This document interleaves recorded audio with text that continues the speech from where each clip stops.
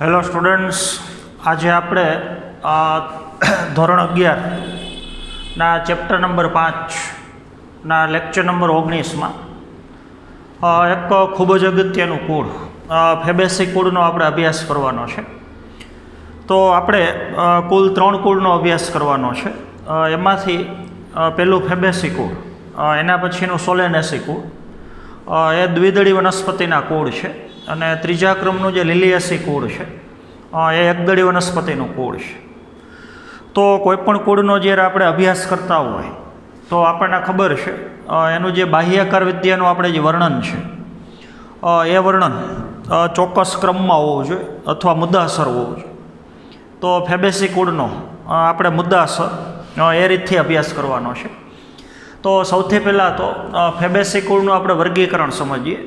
તો ફેબેસી કુળની અંદર આવતી બધી વનસ્પતિનો વર્ગ પહેલાં તો દ્વિદળી છે. તો ફેબેસી કુળમાં આવતી બધી વનસ્પતિનો વર્ગ દ્વિદળી છે. એનો ઉપવર્ગ જે મુક્તદલા છે. આ કુળમાં આવતી બધી વનસ્પતિ દ્વિદળી છે, એનો ઉપવર્ગ મુક્તદલા છે. તો બધી વનસ્પતિના પુષ્પમાં દલચક્રની અંદર જે દલપત્ર છે એકબીજા કરતાં છૂટા છે, મુક્ત છે, તો એનો ઉપવર્ગ મુક્તદલા છે. ત્યાર પછી એની શ્રેણી જે કેલેસીફ્લોરી છે.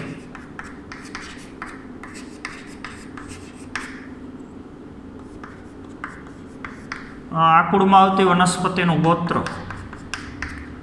જે રોઝેલ્સ છે અને કુળનું નામ ફેબેસી કુળ છે. તો આટલી એક્સ્ટ્રા માહિતી, એનું વર્ગીકરણ એ આપણે ખાસ યાદ રાખવાનું છે. 3 કુળમાં જેટલા એક્સ્ટ્રા પોઈન્ટ છે, એક્સ્ટ્રા માહિતી છે, એની તમને PDF આપવામાં આવશે. 3 કુળ સિવાયના બીજા અમુક કુળ જેની અવનવી ખાસિયતો એ માહિતી પણ તમને PDFની અંદર આપેલી છે. તો એમાંથી તમારે જોવાનું છે. તો ફેબેસી કુળનું વર્ગીકરણ એમાં વર્ગ દ્વિદળી છે, ઉપવર્ગ મુક્તદલા છે, એની શ્રેણી કેલેસીફ્લોરી છે, ગોત્ર રોઝેલ્સ છે અને કુળનું નામ ફેબેસી કુળ છે. બીજી અગત્યની વસ્તુ, ફેબેસી ખરેખર કુળ નથી પણ ઉપકુળ છે. ખરેખર કુળનું નામ છે લેગ્યુમિનોસી કુળ.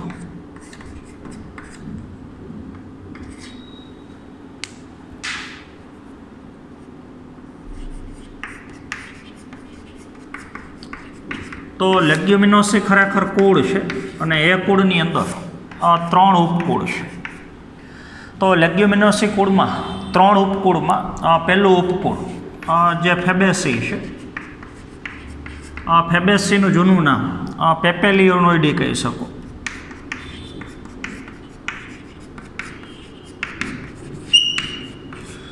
ફેબેસી કુળ પહેલાં પેપિલિયોનોઇડી તરીકે ઓળખાતું અને અત્યારે એનું નામ ફેબેસી કુળ છે. ત્યાર પછી લેગ્યુમિનોસી કુળમાં બીજું ઉપકુળ જે મિમોસોઇડી છે અને ત્રીજું ઉપકુળ સિઝાલ્પિનોઇડી છે.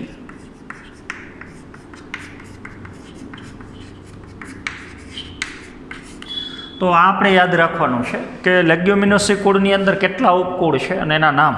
તો 3 ઉપકુળ છે. તો લેગ્યુમિનોસી કુળનું એક ઉપકુળ જે ફેબેસી કુળ છે. તો આપણે ફક્ત ફેબેસી કુળ અથવા પેપિલિયોનોઇડી એનો જ ફક્ત આપણે અભ્યાસ કરવાનો છે. તો ત્યારબાદ આ કુળમાં આવતી વનસ્પતિની થોડી પ્રકૃતિ આપણે જોઈએ. તો આ કુળમાં આવતી બધી વનસ્પતિ જે મોટાભાગે સર્વવ્યાપી છે. તો મોટાભાગના વિસ્તારો, મોટાભાગના જે આબોહવાકીય ક્ષેત્ર છે એની અંદર જોવા મળે છે. તો આ કુળમાં આવતી વનસ્પતિનું વિતરણ જે સારી રીતે થયેલું છે. ઉષ્ણકટિબંધની અંદર જોવા મળે છે, ઉપઉષ્ણકટિબંધમાં જોવા મળે છે, સમશીતોષ્ણ કટિબંધમાં જોવા મળે છે અને શીતકટિબંધની અંદર પણ આ વનસ્પતિ હાજર હોય છે. તો આપણે કહી શકીએ કે આ કુળની અંદર આવતી વનસ્પતિ એ લગભગ સર્વવ્યાપી વનસ્પતિ છે. બધા પ્રકારના પર્યાવરણમાં, નીચું તાપમાનવાળો વિસ્તાર હોય, ઊંચા તાપમાનવાળો વિસ્તાર હોય, મધ્યમ તાપમાનવાળો વિસ્તાર હોય, તો મોટાભાગના વિસ્તારની અંદર ફેબેસી કુળની વનસ્પતિ જોવા મળે છે. ત્યારબાદ આ કુળમાં આવતી વનસ્પતિના વાનસ્પતિક લક્ષણો. તો 3 પ્રકારના વાનસ્પતિક અંગો, મૂળ, પ્રકાંડ અને પર્ણ. તો સૌથી પહેલાં આપણે મૂળની વાત કરીએ તો ફેબેસી કુળની અંદર આવતી વનસ્પતિ બધી દ્વિદળી વનસ્પતિ છે. તો એનું મૂળ સોટી મૂળ તંત્ર છે અથવા સ્થાનિક મૂળ તંત્ર છે. પણ એના મૂળની એક બહુ અગત્યની ખાસિયત છે જેની આપણે આગળ ચર્ચા કરી છે.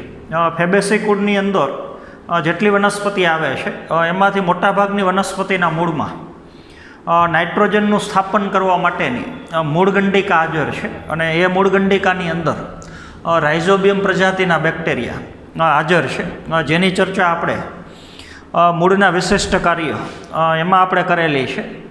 સહજીવનનું એક ઉદાહરણ છે. તો એ થિયરી તમે જાણો છો. તો મૂળની અંદર મૂળગંડિકા એ મૂળની એકદમ અગત્યની ખાસિયત છે. ત્યારબાદ આપણે પ્રકાંડની વાત કરીએ તો આ કુળની અંદર આવતી વનસ્પતિનું પ્રકાંડ સીધું અને ટટ્ટારે હોઈ શકે. તો પહેલાં તો વનસ્પતિ આ કુળમાં આવતી વનસ્પતિ છોડ સ્વરૂપની હોઈ શકે, ક્ષુપ સ્વરૂપની હોઈ શકે અને વૃક્ષ સ્વરૂપની હોઈ શકે. છોડ, ક્ષુપ અને વૃક્ષ. તો આપણને ખબર છે મોટાભાગે ક્ષુપ અને વૃક્ષ તો એનું પ્રકાંડ સીધું હોય, એકદમ ટટ્ટાર હોય. પણ અમુક વનસ્પતિ છોડ સ્વરૂપની છે. દાખલા તરીકે વટાણામાં વેલા સ્વરૂપની વનસ્પતિ છે. તો લતા સ્વરૂપ અથવા વેલા સ્વરૂપે હોઈ શકે. અને વેલા સ્વરૂપની અમુક વનસ્પતિ આજુબાજુના આધારનો ઉપયોગ કરી અને આરોહણની ક્રિયા કરે છે, એટલે કે વેલો નીચેથી ઉપર ચડવાની ક્રિયા કરે છે. તો આમાં આવતી અમુક વનસ્પતિના પ્રકાંડ પાતળા દોરડા જેવા હોઈ શકે, નબળાઈ હોઈ શકે. તો વનસ્પતિ આરોહી હોઈ શકે. બીજું, અમુક વનસ્પતિના પ્રકાંડની સપાટી ઉપર, જેમ આપણને ખબર છે ગુલાબની સપાટી ઉપર ઓલી છાલ સૂળ હોય, તો એ પ્રકાંડની સપાટી ઉપર કંટકીય બહિરુદ્ધ ભેદ એટલે કે કાંટાઓની હાજરી પણ જોવા મળે છે. ત્યારબાદ આપણે પર્ણની વાત કરીએ તો પર્ણની અંદર સૌથી પહેલાં તો પર્ણ વિન્યાસ જે એકાંતરિત પ્રકારનો છે. પર્ણની અંદર પર્ણ વિન્યાસ, પર્ણની ગોઠવણી જે એકાંતરિત પ્રકારની છે. પર્ણનો પ્રકાર આ કુળની અમુક વનસ્પતિમાં સાદા પર્ણય હોઈ શકે અને અમુકમાં સંયુક્ત પર્ણય હોઈ શકે. તો પર્ણ 2 પ્રકારના છે. સાદા પર્ણય હોઈ શકે, સંયુક્ત પર્ણય હોઈ શકે. સંયુક્ત પર્ણની અંદર મોટા ભાગે પ્રકાર પીછાકાર સંયુક્ત પર્ણ અથવા પક્ષવત અથવા સંયુક્ત પર્ણ કહી શકો. તો પક્ષવત સંયુક્ત પર્ણ અથવા હોઈ શકે પીછાકાર સંયુક્ત પર્ણ. બીજી એક અગત્યની ખાસિયત, આગળ આપણે કીટાહારી વનસ્પતિને એમાં આગળ વાત કરી છે. લજામણીનું આપણે ઉદાહરણ આપ્યું હતું કે લજામણી વનસ્પતિના સ્પર્શતા એના પર્ણ બીડાઈ જાય છે. તો એના માટેનું કારણ પર્ણતલની અંદર ગાદી જેવો ભાગ હોય છે અને જેને આપણે પીનાધાર કહીએ છીએ. તો પીનાધારનું બીજું નામ પર્ણવૃંતતલીય કહી શકો. તો આ કુળની બધી વનસ્પતિમાં દાખલા તરીકે સંયુક્ત પર્ણ છે. તો આ બધી પર્ણિકાઓ છે. તો ત્યાં પર્ણતલ પાસે આવેલો ગાદી જેવો ભાગ, જે સામાન્ય રીતે એના કોષો પાણીથી ભરેલા હોય, જ્યાં સુધી કોષો પાણીથી ભરેલા હોય ત્યાં સુધી પીનાધારનો ભાગ, પર્ણવૃંતતલીય અથવા ગાદી જેવો ભાગ એ ટટ્ટાર હોય તો આખું પર્ણ ટટ્ટાર જળવાય છે. પણ જો એના કોષો પાણી ગુમાવે તો ગાદીનો ભાગ પીનાધાર ઢીલું પડે છે. તો આખા પર્ણનું સંકોચન થવાની ક્રિયા થાય છે. તો પર્ણતલ પાસે પીનાધાર નામની ગાદી જેવી રચના, પર્ણવૃંતતલીયની હાજરી. પર્ણવૃંતતલીયનું બીજું નામ ત્યાં તમારે બાજુમાં લખવાનું છે પીનાધાર. તો એ હાજર હોય છે. બીજું, મોટા ભાગે પર્ણતલની 2 પાર્શ્વ બાજુ ઉપપર્ણય હાજર છે. તો સંયુક્ત પર્ણ જે ઉપપર્ણીય પર્ણ છે, ઉપપર્ણ હાજર હોય તો પર્ણ કહેવાય કે ઉપપર્ણીય પર્ણ છે. પણ જો અહીંયા ઉપપર્ણ ગેરહાજર હોય તો કહેવાય અનુપપર્ણીય પર્ણ છે. તો ફેબેસી કુળની બધી વનસ્પતિમાં ઉપપર્ણ હાજર છે. બીજું આપણને ખબર છે દ્વિદળી વનસ્પતિ હોય તો પર્ણની અંદર શિરાવિન્યાસ જે ઝાલાકાર શિરાવિન્યાસ છે. તો 3 અંગો, વાનસ્પતિક અંગો, મૂળ, પ્રકાંડ અને પર્ણ, એની આપણે વાત કરી. ત્યારબાદ આપણે એના પુષ્પીય લક્ષણો જોઈએ. તો પુષ્પવિન્યાસનો પ્રકાર આ કુળમાં આવતી બધી વનસ્પતિમાં મોટાભાગે પુષ્પવિન્યાસનો પ્રકાર અપરિમિત પુષ્પવિન્યાસ છે. પણ અલગ અલગ વનસ્પતિમાં અપરિમિતમાં પેટા પ્રકાર અલગ અલગ હોઈ શકે. ત્યારબાદ આપણે એના પુષ્પની વાત કરીએ તો એક તો પુષ્પ દ્વિલિંગી છે. ફેબેસી કુળની બધી વનસ્પતિમાં પુષ્પ દ્વિલિંગી છે. એક જ પુષ્પની અંદર પુંકેસર અને સ્ત્રીકેસર બે હાજર છે. પછી આપણે વાત કરીએ પુષ્પ અનિયમિત છે, નિયમિત પુષ્પ નથી. તો પુષ્પ છે એ દ્વિલિંગી છે, અનિયમિત છે. પછી અધોજાયી પુષ્પ છે. તો અધોજાયી પુષ્પ એટલે બીજાશયનું સ્થાન ઊંચું હોય, તો બીજાશય ઉદ્ધ્વસ્થ છે પણ પુષ્પનો પ્રકાર અધોજાયી છે. પછી મોટાભાગના ચક્રમાં, ખાસ કરીને પહેલાં બે ચક્રમાં ઘટક એકમની સંખ્યા 5 છે. વજ્રપત્રે 5 છે, દલપત્રે 5 છે, તો પંચાવયવી પુષ્પ છે. નિપત્ર હાજર છે તો નિપત્રી પુષ્પ છે. પુષ્પની અંદર પુષ્પદંડે હાજર છે તો સદંડી પુષ્પ છે. તો એ બધા પુષ્પના લક્ષણો છે. ત્યારબાદ આપણે એનું વજ્રચક્ર, દલચક્ર, પુંકેસર ચક્ર અને સ્ત્રીકેસર ચક્ર અગત્યના 4 ભાગની ચર્ચા કરીએ. તો એ સમજવા માટે સૌથી પહેલાં તો ફેબેસી કુળનું આપણે પુષ્પસૂત્ર અને પુષ્પાકૃતિ દર્શાવીએ છીએ, તો એની આપણે ચર્ચા કરીએ. તો સૌથી પહેલાં તો ફેબેસી કુળનું પુષ્પસૂત્ર.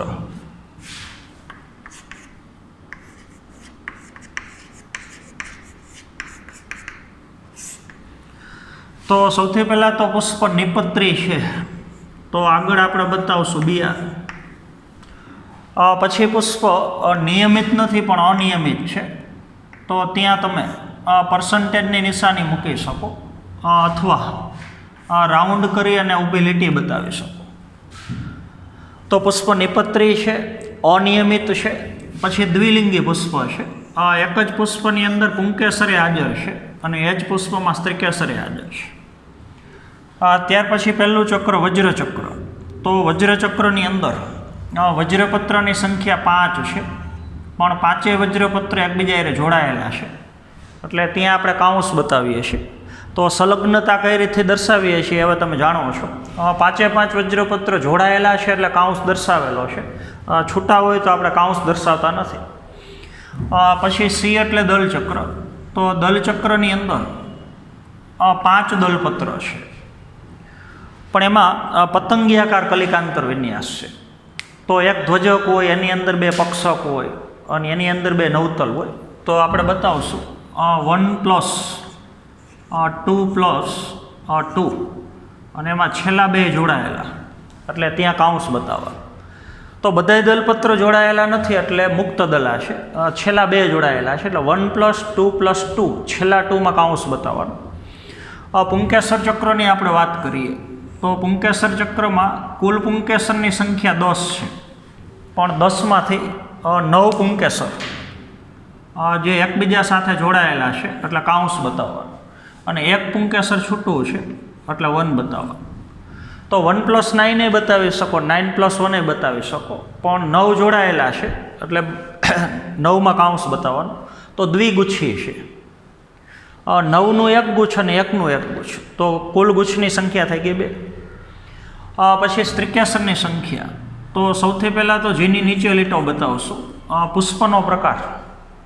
આપણને ખબર છે અધોજાયી પુષ્પ છે. જો અધોજાયી પુષ્પ હોય તો બીજાશય ઊંચું હોય એટલે બીજાશય ઉદ્ધ્વસ્થ છે, અને સ્ત્રીકેસરની સંખ્યા ફક્ત 1 છે એટલે G1.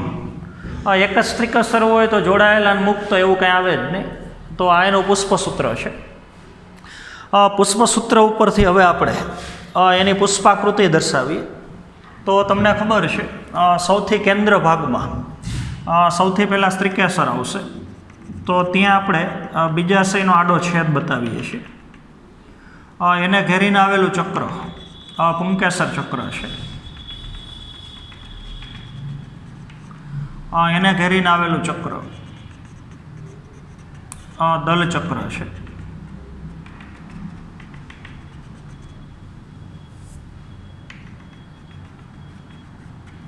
અને સૌથી બહારનું ચક્ર જે વજ્રચક્ર છે. તો અત્યારે આપણે 4 રાઉન્ડ 4 ચક્ર બતાવેલા છે. તો આપણે બહારથી અંદર તરફ ભાગ બતાવતા જઈએ.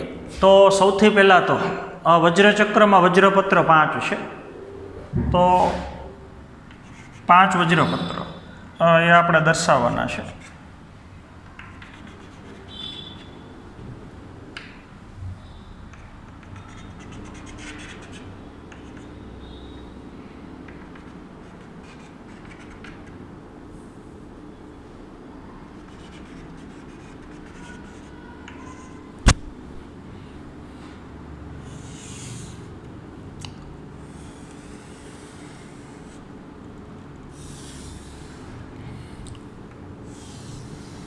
તમારે એક વખત 3 કુળમાં જે પુષ્પાકૃતિઓ છે એ ડ્રો કરીને પ્રેક્ટિસ કરવાની છે. 5 વજ્રપત્ર એકબીજા સાથે જોડાયેલા છે, તો આ રીતથી થોડું જોડાણ દર્શાવવાનું.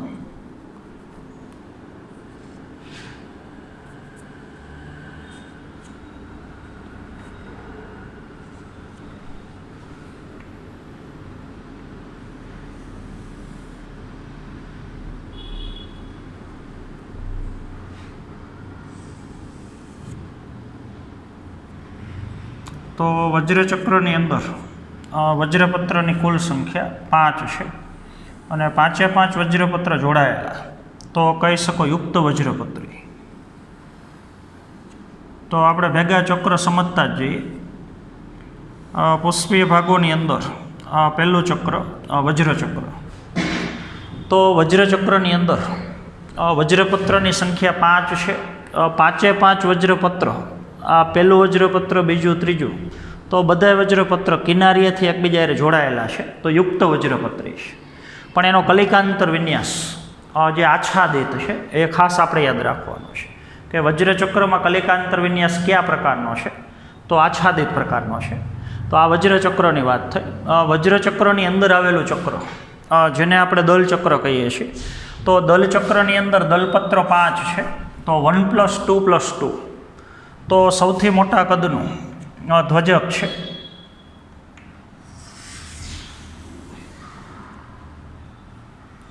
મોટા કદનું દલપત્ર ધ્વજક છે. ધ્વજકની અંદર આવેલા 2 દલપત્ર.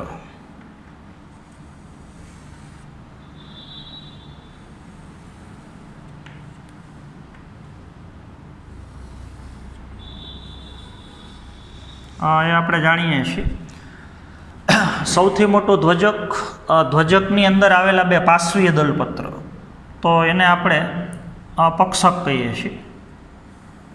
અને એની અંદર આવેલા 2 નાના કદના દલપત્ર, તો એને આપણે નવતલ કહીએ છીએ.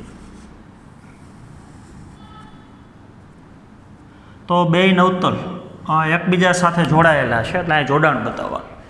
તો થઈ ગયું 1 + 2 અને +2. આ પ્રકારે જો દલપત્રની ગોઠવણી હોય તો આપણને ખબર છે દલચક્રમાં કલિકાંતર વિન્યાસ પીછ ફલકીય પતંગિયાકાર કલિકાંતર વિન્યાસ છે. એમાં સૌથી મોટા કદનું પાછળ આવેલું ધ્વજક, એની અંદર આવેલા 2 પક્ષકને, એની અંદર આવેલા 2 નવતર. તો દલચક્રની અંદર દલપત્રની સંખ્યા 5. 5 દલપત્ર આમ છૂટા છે એટલે મુક્ત દલા, અને કલિકાંતર વિન્યાસનો પ્રકાર જે પીછાકાર છે.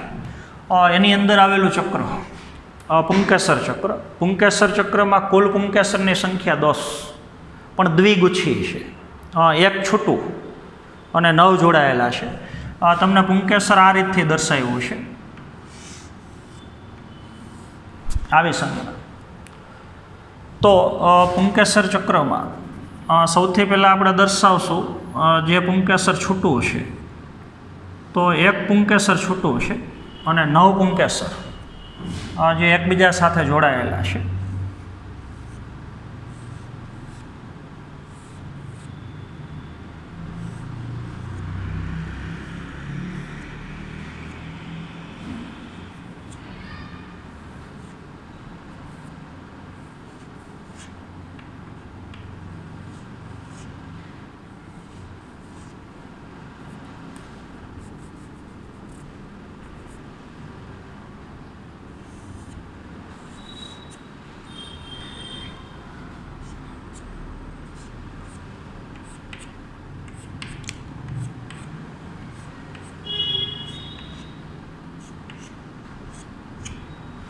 તો એક પુંકેસર છૂટું અને 9 પુંકેસર જોડાયેલા, એટલે ડોટવાળી લાઈન બતાવવાની આ રીતથી.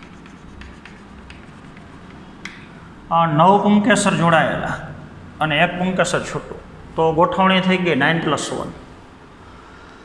તો પુંકેસરની કુલ સંખ્યા 10 છે અને પુંકેસરના ગુચ્છ સમૂહ 2 છે. 9નો એક સમૂહ અને એક પુંકેસર છૂટું. બીજું એનું પરાગાશય જે છે, આપણે પુંકેસર બતાવીએ તો ઉપરનું જે પરાગાશય છે એ મોટા ભાગે આનો આપણે આડો છેદ લઈએ તો મોટા ભાગે દ્વિખંડીય છે અથવા દ્વિકોટરીય છે, અને પરાગાશયમાં જે 2 ફાટ પડે છે એટલે છેદ દ્વિશાખી છે. તો દ્વિશાખી યાદ રાખવાનું છે, અને અંદર કોટર 2 છે તો દ્વિખંડીય છે. તો આ પુંકેસર ચક્રની વાત થઈ. ત્યારબાદ સ્ત્રીકેસર ચક્ર. તો સ્ત્રીકેસર ચક્રની અંદર કુલ સ્ત્રીકેસરની સંખ્યા 1 છે, તો એક સ્ત્રીકેસર છે. તો સ્ત્રીકેસર ચક્રમાં સ્ત્રીકેસરની સંખ્યા જે 1 હોય તો બીજાશય એકદમ લાંબુ છે આ રીતથી. આજી ભાગ છે પુષ્પાસન છે ને એની ઉપર સ્ત્રીકેસર. તો પરાગવાહિનીનો ભાગ એકદમ ટૂંકો છે અને પરાગવાહિનીના છેડે જે પરાગાસન હોય એકદમ ગોળાકાર છે. તો એક સ્ત્રીકેસર છે, એમાં લાંબુ એક બીજાશય છે, પરાગવાહિની ટૂંકી અને સહેજ વક્ર છે, અને ઉપર જે પરાગાસન છે એ ગોળાકાર છે, એટલે એને કેપિટેટ કહી શકીએ. અથવા એ પરાગાસનને મુંડક પરાગાસન કહી શકીએ. તો આ મોસ્ટ એમ્પી લક્ષણ યાદ રાખવાનું છે. કયા કુળની વનસ્પતિનું પરાગાસન બાહ્ય સપાટી ગોળ અથવા કેપિટેટ હોય, મુંડક પ્રકારની હોય, તો આપણે યાદ રાખવાનું છે ફેબેસી કુળની અંદર. તો સ્ત્રીકેસરની સંખ્યા 1 છે. એક બીજાશય છે. બીજાશયનો જો તમે આડો છેદ લ્યો તો તમને ખબર છે, આપણે ધારાવર્તી જરાય વિન્યાસમાં બતાવ્યો છે. ફરતી બાજુ બીજાશયની દિવાલ છે, તો અંડકો બધાય ત્યાં હરોળમાં ગોઠવાયેલા છે. તો આખો ભાગ આપણે સહેજ મોટો કરીને બતાવીએ તો આ રીતથી છે. આ બીજાશયનો ભાગ, બીજાશયની છેદ લીધેલી અવસ્થા બતાવીએ તો ફરતી બાજુ બીજાશયની દિવાલ છે. તો બધા અંડકો એક જ હરોળમાં અને એક બાજુની ધાર ઉપર ચોંટેલા છે. તો જરાય વિન્યાસ આપણને ખબર છે ધારાવર્તી પ્રકારનો છે. તો આવી જ ગોઠવણી ભવિષ્યમાં ફળની અંદર બીજની હોય. બીજાશયમાંથી ફળ બનશે, જેટલા અંડક હોય એટલા બીજ બનશે. તો સ્ત્રીકેસર 1 છે, અંદર એક બીજાશય છે. બીજાશયમાં પોલાણની સંખ્યા 1 છે, એટલે બીજાશય એક કોટરીય છે, અને એક જ બીજાશયની અંદર અંડકો એકેય હોઈ શકે ને એકથી વધારે. મોટા ભાગે અંડકોની સંખ્યા 1 કરતાં વધારે હોય છે. તો કેન્દ્ર ભાગની અંદર આપણે બીજાશયનો આડો છેદ બતાવીએ તો આ રીતથી બતાવશું, અને ધારાવર્તી આ જે ભાગ બતાવ્યો અંડક બતાવ્યું તો બીજાશયનો આડો છેદ છે. તો બીજાશયમાં એક જ પોલાણ છે આમ ઊભું, અને અંડકો એક જ ધાર ઉપર આમ ચોંટેલા છે. બીજું અનિયમિત પુષ્પ છે, એટલે ઉપર રાઉન્ડ કરીને લીટી બતાવશું, અને નિપત્ર હાજર છે. BR લખ્યું છે તો અહીંયા એક નિપત્રની નિશાની મૂકવાની છે. નિપત્ર હાજર હોય તો આ નિશાની મૂકવાની, હાજર ન હોય તો આવી નિશાની મૂકવાની જરૂર નથી. તો હવે સ્ત્રીકેસર ચક્રની વાત કરી. ત્યારબાદ એના ફળની વાત કરીએ તો આપણને ખબર છે આ બધી વનસ્પતિની અંદર મોટા ભાગે ફળ સિંબ ફળ છે. તો સિંબ ફળ એટલે ખરેખર દ્વિસ્ફોટી ફળ. તો દ્વિસ્ફોટી ફળ જેના ફળના ફલાવરણનું 2 ધારથી સ્ફોટન થતું હોય. મગફળી છે, વાલ છે, વટાણા છે, તો બધાયનું ફલાવરણ 2 ધારથી ખુલે છે. ફળની અંદર બીજની સંખ્યા એકેય હોઈ શકે, પણ મોટા ભાગે બીજની સંખ્યા 1 કરતાં વધારે હોય છે. બીજનો પ્રકાર અભ્રૂણપોષી બીજ.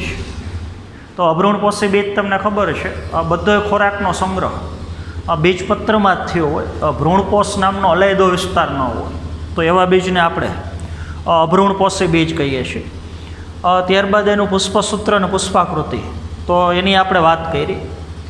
ત્યારબાદ આ કુળની અંદર આવતી વનસ્પતિની આર્થિક અગત્યતા તમને PDFની અંદર આ કુળમાં આવતી ઘણી બધી વનસ્પતિના ભેગા વૈજ્ઞાનિક નામે આપેલા છે, તો એ વૈજ્ઞાનિક નામ એ તમારે નીટ માટે ખાસ યાદ રાખવાના છે.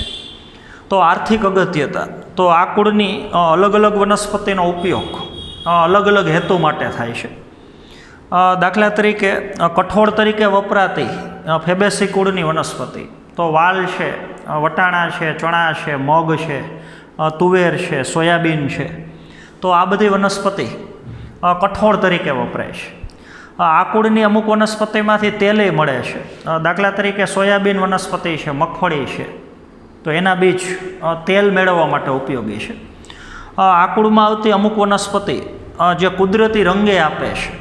ગ્રામ્ય વિસ્તારમાં આપણને ખબર છે, વૃદ્ધ વ્યક્તિના જે સફેદ રંગના કપડાં છે એ આપણે ઓલી ગળીની અંદર બોળીએ છીએ, વાદળી રંગની ગળી, તો એ વનસ્પતિનું નામ જ ગળી છે, ઇન્ડિગોફેરા. તો જે ઇન્ડિગોફેરા ટિંક્ટોરિયા નામની વનસ્પતિ છે, એના પર્ણમાંથી આપણને ગળી નામનું રંજક દ્રવ્ય મળે છે. તો એ ગળીનો આપણે રંગક તરીકે કુદરતી રંગ માટે ઉપયોગ કરીએ છીએ. આ કુળની અમુક વનસ્પતિ પશુઓના ઘાસચારા તરીકે, પશુઓના ખોરાક તરીકે ઉપયોગ થાય છે. ઈકડ વનસ્પતિ છે, ત્રિપતિ વનસ્પતિ છે, તો એ વનસ્પતિનો આપણે ઘાસચારા તરીકે ઉપયોગ કરીએ છીએ. આ કુળની અમુક વનસ્પતિનો આપણે સુશોભનમાં ઉપયોગ કરીએ છીએ, વનસ્પતિની સુંદરતા વધારે છે, તો બાગ બગીચામાં એનો ઉછેર કરીએ છીએ. ઘરની આજુબાજુના નાના બગીચામાં સુશોભન માટે અમુક વનસ્પતિ વાવીએ છીએ. લ્યુપિન છે, અમુક પ્રકારના વટાણા છે, તો એ સુશોભનમાં વપરાતી વનસ્પતિ છે. આ કુળની અમુક વનસ્પતિ જે ઔષધ તરીકે, દવા તરીકે વપરાય છે. દાખલા તરીકે જેઠીમધનું લાકડું આપણને ખબર છે, ગળા માટેની અક્ષીર દવા છે, શરદી છે, કફ છે, તો એની અંદર જેઠીમધના લાકડાનો આપણે ઉપયોગ કરીએ છીએ. તો આ કુળની અલગ અલગ વનસ્પતિનો આપણે અલગ અલગ રીતથી આર્થિક અગત્યતા માટે ઉપયોગ કરીએ છીએ. એ વનસ્પતિની નીપજોનું બજારની અંદર આપણે વેચાણી કરીએ છીએ. તો આજના પીરિયડમાં આપણે ફેબેસી કુળનો એકદમ ઊંડાણપૂર્વકનો અભ્યાસ કર્યો છે. આવતા પીરિયડમાં હવે આપણે સોલેનેસી કુળનો અભ્યાસ કરશું, અને એના પછીના પીરિયડમાં ફેબેસી કુળ, ત્યાં આપણું ચેપ્ટર પછી પૂર્ણ થઈ જશે. તો આજના પીરિયડમાં આપણે અહીંયા સુધી રાખશું. Thank you.